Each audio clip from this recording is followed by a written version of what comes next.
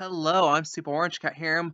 Just watched season 5, episode 4 of Rick and Morty, and I'm just gonna give some of my general thoughts about it. Some of the stuff I really liked about it was, well, I just finished watching the epilogue scene, which I really loved, of the giant incest baby. I really just, that's a plot point I liked about the realization that, oh, the sperm are gonna fertilize Summer's egg, so it's like how everyone had to do like this whole military effort to stop an incest baby from being born. I just really like that. Also, kind of like the part where Rick and Morty were underground and the whole thing with them rallying the Chuds together to fight. Also, just like their name, the Chuds, the underground horse people. Let's see, other stuff I liked.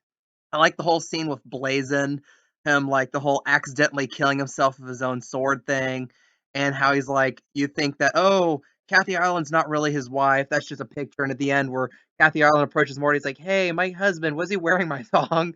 I just really like that too, how they just threw that in there and just threw that towards the end. Let's see, other stuff I liked about it too. I just like the whole, like, they just attached the egg on top of the Luxor and launched it into deep space like that too. Let's see other stuff. Just the whole setup of the whole.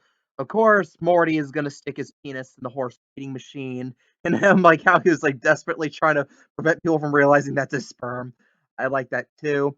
Now, some of the stuff I didn't like about this episode, the most blatant thing was specifically the gender commentary that kind of just really pushed in this episode. Like sometimes it can be used in the plot, but it really had, if you really think about it, it had absolutely no actual role in the plot and it really is one of those things where it feels like the writers put it in there just for a specific point rather than blending it in with a story.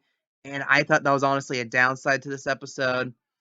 And it's some of the type of thing I'm pretty sure I saw that exactly happen in The Simpsons like 10 times before too. And that's one of the weaknesses that the last couple seasons of Rick and Morty have had is that they've gone from being this like wacky adult swim show to kind of being more and more mainstream which kind of loses some of the appeal of the show of being always like this always off kilter, dark. Ugh, dark's not the right term. Well, definitely dark humor, which I came to like, and I think a lot of people came to because it's different from something like The Simpsons. And sometimes I feel like the show still kind of fails at that. But again, this episode still definitely had its highlights. I overall liked it. I give this episode a 7 out of 10. What do you guys think? What's your opinions on this episode? I'm the Super Orange Cat, and that is all.